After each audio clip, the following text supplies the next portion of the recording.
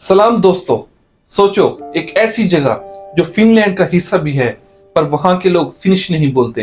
एक ऐसी जगह जो पूरा का पूरा डिमिलिटराइज्ड है, जहां आर्मी आने की इजाजत नहीं और जो अपना काम अपने तरीके से चलाता है। यह है आलैंड आइलैंड, एक छोटा सा आर्चिपेलागो जो हिस्ट्री, पॉलिटिक्स और कल्चर का एक फैसिनेटिंग मिक्स है। आज की वीडियो में हम जानेंगे इसका पुराना वाइकिंग पास्ट, वार, ट्रेटीज और कैसे एक छोटी सी पॉपुलेशन ने अपनी लैंग्वेज और ऑटोनॉमी बचाई। आइए जानते हैं इसके कुछ जियोग्राफिक एंड बेसिस के बारे में। सबसे पहले इसकी लोकेशन को समझ लेते हैं। आलैंड आइलैंड बाल्टिक सी के बीच में शिफ्ट है, जो कि स्वीडन और फाइनलैंड के दरमियान है। यहाँ तकरीबन 6500 से ज्यादा छोटे बड़े आइलैंड हैं, लेकिन सिर्फ 60 के आसपास इनहेबिटेड हैं। सबसे बड़ा आइलैंड जो कि फास्टा आइलैंड है, जहां का कैपिटल मरहमन है, जिसकी पॉपुलेशन सिर्फ लगभग 30,000 लोग हैं। और इंटरेस्टिंग बात तो यह है कि यहाँ की ऑफिशियल लैंग्वेज फिनिश नहीं बल्कि स्वीडिश है। हाँ, आपने सही सुना, ये फिनलैंड का हिस्सा होते हुए भी स्वीडिश बोलते हैं, जिनकी करेंसी यूरो और लेकिन इनकी अपनी अलग आइडेंटिटी है। हिस्ट्री की शुरुआत करें तो यहाँ तकरीबन 4000 बीसी के आसपास से लोग बसते आए हैं। ब्रोंज एज के समय यहाँ छोटी फिशिंग सेटलमेंट्स थी। बाद में वाइकिंग्स का दौर आया, जो कि जंगजू और लड़ाके थे। ये आइलैंड एक तरह का रेस्ट स्टॉप था उनके शिप्स के लिए, क्योंकि ये स्वीडन, फिनलैंड और रशिया के बीच का नेचुरल क्रॉस रोड था। वाइकिंग के जमाने में यहाँ छोटे हिल फोर्ट्स और वुडन सेटलमेंट्स बने। बाद में क्रिश्चियनिटी आई और मेडिवल स्वीडन ने यहाँ पर अपना कंट्रोल जमा लिया। जानते हैं इसके मेडियल टाइम और कैस्टल्स के बारे में।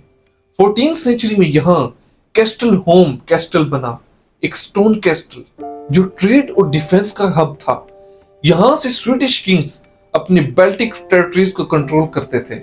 इस स्ट्रेटेजिक लोकेशन की वजह से ये जगह हमेशा पॉलिटिकल स्ट्रगल में रही। तो अब बात करते हैं रशियन रूल और उसके वार्स के बारे में। 1809 में स्वीडन ने फिनलैंड को रशिया के हाथ दे दिया और साथ में आलैंड भी चला गया। रशियन एम्पायर के अंडर रशियंस ने यहाँ बोम्सर्ड नाम का एक बड़ा फोर्ट्रेस बनाया, लेकिन सीरियन वॉर 1854 में ब्रिटिश और फ्रेंच फोर्सेस ने इसे तबाह कर दिया। तब एक इंपॉर्टेंट डिसीजन हुआ। 1856 में ट्रीटी ऑफ पेरिस के अंडर ये आइलैंड डिमिलिटराइज कर दिया गया। मतलब यहाँ आर्मी नहीं रोकी जा सकती थी। तो अब बात करते हैं इसके league of nation and autonomy के बारे में, जो कि फर्स्ट वर्ल्ड वॉर के बाद जब फाइनलैंड इंडिपेंडेंट हुआ, आलैंड के लोग स्वीडन में मर्ज होने चाहते थे, क्योंकि उनकी लैंग्वेज और कल्चर स्वीडिश था। लेकिन फिनलैंड ने मना कर दिया।